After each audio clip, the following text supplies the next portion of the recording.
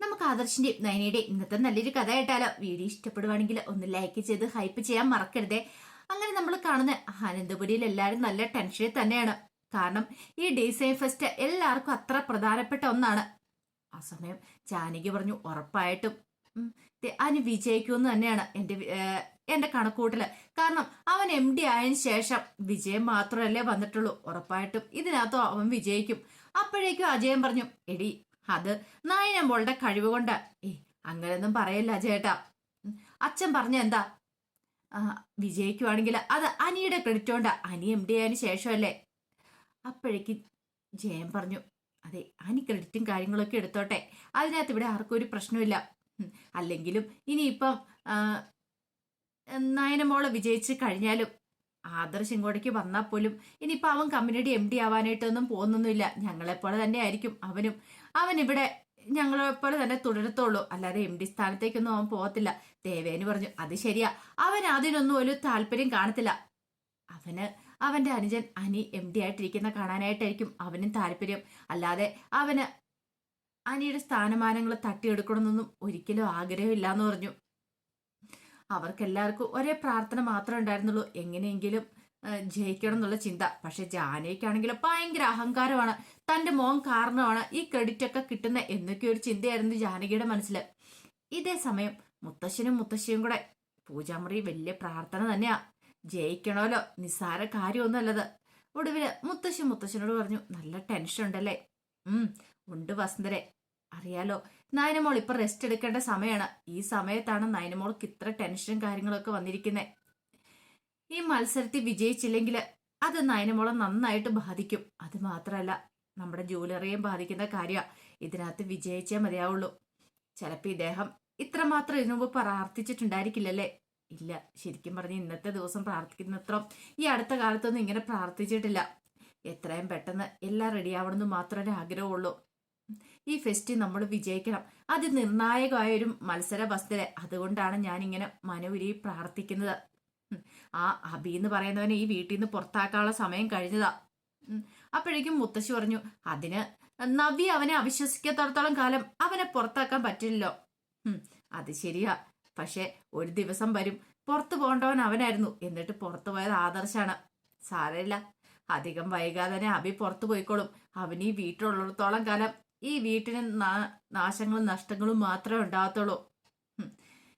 വസ്തുരെ, മത്സരമൊക്കെ ഒന്ന് ജയിച്ചോട്ടെ, അവസാനം നമ്മൾ തന്നെ വിജയിക്കും. കണ്ടു, ശത്രുക്കളെയൊക്കെ നമുക്ക് പുറത്തു കൊണ്ടുവരാൻ വരെ സാധിക്കും എന്നൊക്കെ മുത്തശ്ശന്റെ ആത്മവിശ്വാസത്തോടു കൂടിയിട്ടാണ് മുത്തശ്ശിയോട് പറയുന്നത്. കുറച്ചു കഴിഞ്ഞപ്പോ നന്ദു ആകെപ്പാടെ ടെൻഷനിലാണ് തന്റെ ക്യാബിനിലിരിക്കുന്നത്.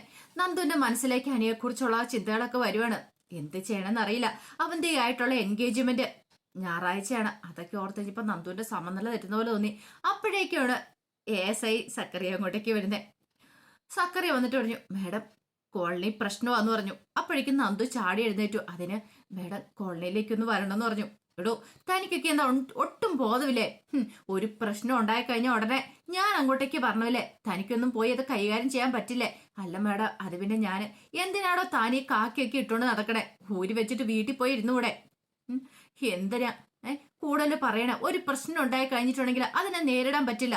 ഒരു പ്രശ്ന സ്ഥലത്തേക്ക് പോവാനായിട്ട് ഭയങ്കര മടി. എന്തിനു വേദിനും ഞാൻ മുൻപന്തിയിൽ ഇറങ്ങണം. അതിന്റെ ആവശ്യം എന്താ? തന്റെയൊക്കെ ശരീരത്തിൽ ഒരു പോറല് പറ്റിയ തനിക്കൊക്കെ എന്താ? ഒന്ന് പോയി നേരിട്ടാൽ എന്താ കുഴപ്പം? അങ്ങനെ ഇപ്പൊ ഞാൻ വരുന്നില്ല, മര്യാദയ്ക്ക് പോയി കാര്യങ്ങളൊക്കെ നേരിടാൻ നോക്ക്. അല്ല, ഇനിയിപ്പൊ ഞാൻ അവിടെ വന്നാലും താൻ പറയും, അയ്യോ മേഡം അത് ചെയ്യരുത്, ഇത് ചെയ്യരുത്, അത് പ്രശ്നമാ, ഇത് പ്രശ്നമാ, നമുക്ക് പോകാന്നൊക്കെ പറയും. അതിന് വേണ്ടിയിട്ടല്ലേ? മര്യാദയ്ക്ക് പോയി കാര്യങ്ങൾ കൈകാര്യം ചെയ്യാൻ നോക്ക്. അതും പറഞ്ഞിട്ട് സക്രിയോട് കിടന്ന് ഭയങ്കരമായിട്ട് ദേഷ്യപ്പെടുവാണ്. ശരി മാഡം എന്ന് പറഞ്ഞ സക്രിയ അങ്ങോട്ട് പോകാൻ ഇറങ്ങുമ്പോഴത്തേനുമാണ് നവീൻ അങ്ങോട്ടേക്ക് വരുന്നേ. അപ്പൊ ദേഷ്യപ്പെടുന്ന നവീൻ കണ്ടായിരുന്നു. നവീൻ വന്നിട്ട് എന്താണെന്ത് എന്ത് പറ്റി? ഭയങ്കര ദേഷ്യത്തിലാണല്ലോ. എന്ത് ചെയ്യാനാ എന്റെ നവീനേട്ടാ? കോളനിയിലെ ഓരോ പ്രശ്നങ്ങള്, അവർക്ക് പോകാൻ കഴിയില്ല, ഞാൻ മുൻപന്തി നിൽക്കണം. എന്തിനേറെ പറയുന്നു, ഇവർ ഈ കാക്കി ഇട്ടോണ്ട് നടക്കുന്ന എന്തിനാന്ന് പോലും എനിക്ക് അറിയില്ലാത്തതെന്നൊക്കെ പറഞ്ഞ് ദേഷ്യപ്പെടുക. അങ്ങനെ ഒടുവില് നന്ദു പറഞ്ഞു, നവീനേട്ടൻ ഇരിക്ക. അല്ലെ, എന്ത് പറ്റി നവീനേട്ട പെട്ടെന്ന്? അതെ, ഞാൻ ഈ വഴി പോയപ്പോ ഒന്ന് കേറിയെന്നുള്ളൂ, നന്ദുവിനെ ഒന്ന് കണ്ടിട്ട് പോവാന്ന് കരുതി. പിന്നെ നന്ദു അനിയുടെ എൻഗേജ്മെന്റ് ആണല്ലോ ഞായറാഴ്ച അവന്തികയായിട്ടുള്ള, അപ്പൊ നന്ദു വരത്തില്ലേന്ന് ചോദിച്ചു. നന്ദുവിന് പെട്ടെന്ന് സങ്കടമായി. നന്ദു പറഞ്ഞു, ഞാൻ വരത്തില്ല നവീനേട്ടാ. നന്ദുവിന്റെ ശബ്ദമൊക്കെ ഒന്ന് ഇടറി. അതെന്ത് പറ്റി വരുന്നില്ല എന്ന് പറഞ്ഞ, അത് പിന്നെ എനിക്ക് ഡ്യൂട്ടി ഉണ്ടോ. ഒരു ദിവസം നന്ദു ബെസ്റ്റ് ഫ്രണ്ട് അല്ല, അനി ബെസ്റ്റ് ഫ്രണ്ട് അല്ലേ, അപ്പൊ പിന്നെ വന്നാൽ എന്താ. ഡ്യൂട്ടിക്ക് ഒരു ദിവസം ലീവ് എടുക്കാനേ. ലീവ് ഒന്നും ഇല്ല നവീനേട്ടാ, എനിക്ക് വരാൻ പറ്റില്ല എന്ന് പറഞ്ഞു. എന്ത് പറ്റി നന്ദുവിന്? ഇനിയിപ്പം അനിയുടെ അവന്തികയുടെ എൻഗേജ്മെന്റ് നടക്കുന്നതിൽ നന്ദുവിന് എന്തേലും ബുദ്ധിമുട്ടുണ്ടോ? എനിക്കെന്ത് ബുദ്ധിമുട്ട്? എനിക്കൊന്നും ഒരു ബുദ്ധിമുട്ടൊന്നുമില്ല. പിന്നെ എന്ത് പറ്റി മുഖമൊക്കെ വല്ലാതിരിക്കുന്നേ? അതോ ഇന്ന് ഡിസൈൻ ഫെസ്റ്റ് നടക്കുമല്ലേ, നയനേച്ചി അതിനകത്ത് പങ്കെടുക്കുന്നുണ്ട്, അപ്പൊ അതിൻ്റെതായ ഒരു ടെൻഷൻ ഉണ്ട്. അതിനെക്കുറിച്ച് ഞാനും കണ്ടായിരുന്നു. അപ്പൊ അതിന്റെ ടെൻഷനാണല്ലേ? അതേന്നേ, അത് അതിനിർണായകമായൊരു മത്സരമല്ലേ, അതിനകത്ത് നയനെ ജയിക്കും. അതിനിപ്പൊ നന്ദു വിഷമിക്കേണ്ട കാര്യമുണ്ടോ? എന്നാലും എനിക്ക് നല്ല ടെൻഷനുണ്ട്. ആ സമയം നവീൻ പറഞ്ഞു, എനിക്കും വല്ലാത്തൊരു ടെൻഷൻ ഉണ്ടെന്ന് പറഞ്ഞു. നവീനേട്ടൻ എന്ത് പറ്റി? അതെ, വീട്ടിലാണെങ്കിൽ എല്ലാവരും ഫോഴ്സ് ചെയ്തുകൊണ്ടിരിക്കുക.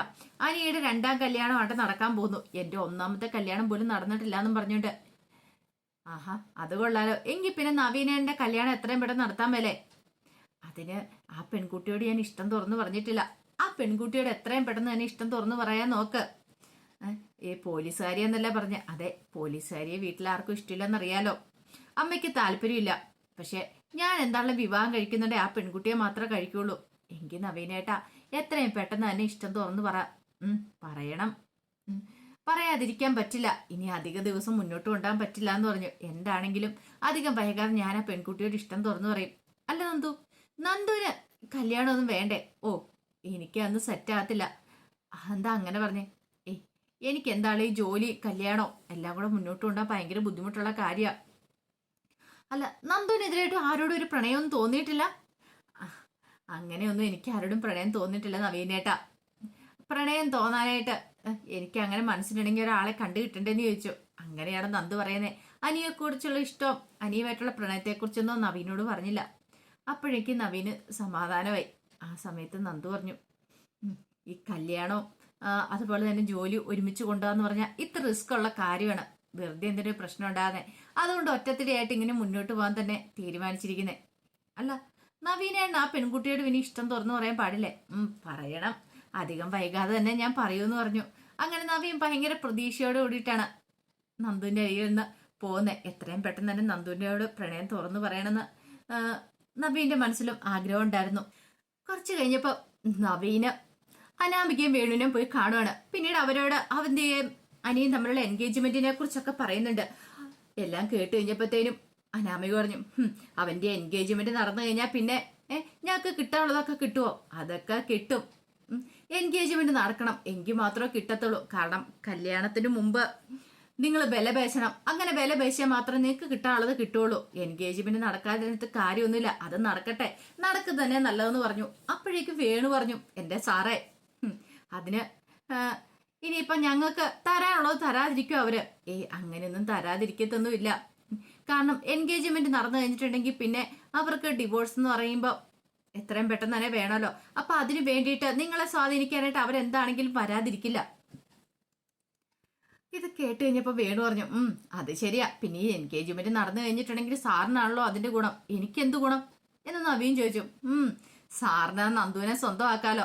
സാറിന് നന്ദുവിന് ഇഷ്ടമാന്നുള്ള കാര്യം ഞങ്ങൾക്ക് അറിയാന്ന് പറഞ്ഞു. ഇന്ന് നിങ്ങളോട് ആരാ പറഞ്ഞേ? പ്രത്യേകിച്ച് പറയൊന്നും വേണ്ട സാറേ, കാര്യങ്ങളൊക്കെ ഞങ്ങൾക്ക് അറിയാന്ന് പറഞ്ഞു. പെട്ടെന്ന് നവീൻ അവിടെ കിടന്ന് ഉരുണ്ട് കളിക്കുവാണ്. ഈ സമയം അനാമിക പറഞ്ഞു, സാറേ, അതിന് ഈ പറയുന്ന അവള് സമ്മതിക്കണ്ടേന്ന് ചോദിച്ചു. പിന്നെ അതിന് നന്ദുവിന് വേറെ ആരുടെയും ഇഷ്ടമില്ല. അനിയോടൊന്നും അവൾക്ക് ഇഷ്ടമില്ല. അനി നന്ദുവിന്റെ പിന്നാലെ നടക്കുന്നു മാത്രമേ ഉള്ളൂ. അല്ല, നന്ദുവിന്റെ മനസ്സിൽ അനി ഇല്ലാന്ന് പറഞ്ഞു. ഒടുവില് നവീൻ പറഞ്ഞു, എങ്കിൽ ശരി, ഞാനങ്ങോട്ട് പോയേക്കുവാ എന്നും പറഞ്ഞ് പോയി കഴിഞ്ഞപ്പോഴത്തേനും വീട് പറഞ്ഞു, കണ്ടില്ലേ, അവന്റെ വിചാരം ആ നന്ദു എന്ന് പറയുന്നവള് പക്ക പെർഫെക്റ്റ് ആന്ന. അവനും നന്ദുവും തമ്മില് ഇഷ്ടമാന്നുള്ള കാര്യങ്ങളൊന്നും ഈ പറയുന്ന നവീൻ അറിയത്തില്ലല്ലോ. കണ്ടോ, അയാളുടെ വിചാരം എന്താ? അവര് തമ്മില് ഒരിഷ്ടമില്ലെന്നാ. ഇനിയിപ്പം നമ്മളന്ന് മൈൻഡ് ചെയ്യേണ്ട മോളെ, നമുക്ക് കിട്ടാനുള്ള നമുക്ക് കിട്ടിയാൽ മതി എന്ന് പറഞ്ഞു. അനാമിക പറഞ്ഞു, അത് ശരിയാച്ചാ. വേണു പറഞ്ഞു, നമുക്ക് കുറച്ചുകൂടെ നന്നായിട്ട് അങ്ങോട്ട് വില പേശിയാലോ. എന്റെ പൊന്നച്ച, എന്റെ ആവശ്യമില്ല, കിട്ടാനുള്ളതൊക്കെ മേടിച്ചെടുത്താൽ മാത്രം മതി. അധികം അത്യാഗ്രഹത്തിന് പോയിട്ടുണ്ടെങ്കിൽ ഒന്നും കിട്ടത്തില്ല എന്ന് പറഞ്ഞു. ഈ സമയത്ത് കോമ്പറ്റീഷൻ നടക്കുന്ന സ്ഥലത്ത് വിന്നറെ പ്രഖ്യാപിക്കാനായിട്ട് തുടങ്ങുകയാണ്. അപ്പോഴേക്കും അബിയുടെ അടുത്താണ് അനി ഇരിക്കുന്നത്. അബി അനിയോട് പറഞ്ഞു, എടാ ഇപ്പൊ തന്നെ വിന്നറെ പ്രഖ്യാപിക്കും, ഞങ്ങളായിരിക്കും വിജയിക്കാണ്ട് പോന്നെ. നിന്റെ ചേട്ടൻ എന്താടാ വരാത്തെ? ഹോ, തല കുനിച്ച് തിരിച്ചു പോണെന്ന് കരുതിയിട്ടായിരിക്കും വരാത്തല്ലേ? അനി പറഞ്ഞു, അതുകൊണ്ടൊന്നുമല്ല, കമ്പനിയുടെ MD ഞാനല്ലേ, ആദർശേട്ടൻ വരേണ്ട കാര്യമില്ല. എടാ വന്നിട്ടും കാര്യമൊന്നുമില്ല, നാണം കിട്ട് തല കുനിച്ചിറങ്ങി പോകത്തുള്ളൂ പറഞ്ഞു. ഭയങ്കര ആത്മവിശ്വാസത്തോടു കൂടിയിട്ടാണ് അബി ഇരിക്കുന്നത്. അപ്പോഴേക്കും അവതാരക വന്നിട്ട് വിന്നറെ പ്രഖ്യാപിക്കാനായിട്ട് ഒരുങ്ങുവാണ്. അങ്ങനെ ഒടുവില് വിന്നറെ പ്രഖ്യാപിക്കുവാണ്. ഈ സമയത്ത് അനന്തപുരിയിൽ എല്ലാവരും ഇങ്ങനെ ആകാംക്ഷപൂർവ്വമാണ് ലൈവായിട്ട് കണ്ടുകൊണ്ടിരിക്കുന്നത്. കാരണം ആരാ വിന്നർ എങ്ങനെയാണെന്ന് അറിയത്തില്ലോ. എല്ലാവരുടെയും നെഞ്ചിനകത്ത് പടപട ഒരു ഇടിപ്പാണ്. അപ്പോഴാണ് വിന്നർ മൂർത്തി ജ്വല്ലറിയാന്ന് പറയണേ. നയന കളക്ഷൻസിൽ നയനയാണ് വിന്നറെന്നും കൂടെ പറയണേ. അങ്ങനെ എല്ലാവരും സന്തോഷിക്കണം. ആ സമയത്ത് അബിയുടെയൊക്കെ മുഖമാണ് വല്ലാതായിപ്പോയി. നബി ചിരിക്കുന്നുണ്ട്, അത് പക്ഷെ ഉള്ളിലാണ്. പുറമേ നബി ഇങ്ങനെ ഭയങ്കര ദേഷ്യത്തിലൊക്കെയാണ് ഇരിക്കുന്നത്. ഭയങ്കര സന്തോഷത്തോട് കൂടിയിട്ട് നയനയുടെ കൈ പിടിച്ച് കൺഗ്രാസ് പറയണം അനി. അങ്ങനെ നയന സ്റ്റേജിലേക്ക് കയറി നയനയ്ക്ക് അവാർഡൊക്കെ കൊടുക്കുകയാണ്. അപ്പോഴേക്കും നയന അനിയും കൂടെ വിളിച്ചു. അനിയും കൂടെ വന്നു. അങ്ങനെ അവർ രണ്ടുപേരും കൂടെ അവ ട്രോഫിയൊക്കെ കൈ പിടിച്ചുകൊണ്ട് നിൽക്കുമ്പോഴത്തേനും ആ കാഴ്ച കാണാൻ ത്രാണിയില്ലാതെ വല്ലാത്തൊരു ഞെട്ടലോട് കൂടിയിട്ട് അബിയും ഡേവിഡും ഒക്കെ ഇരിക്കുക. അപ്പൊ അതിന്റെ കഥകളൊക്കെയാണ് കാണുന്നത്. ഇതിന്റെ ബാക്കി വിശേഷങ്ങളുമായിട്ട് വൈകുന്നേരത്തെ പ്രൊമോയി വരാട്ടോ. ഒരിക്കൽ കൂടി എല്ലാവർക്കും ശുഭദിനം നേർന്നുകൊണ്ട് നിർത്തുന്നു. നന്ദി.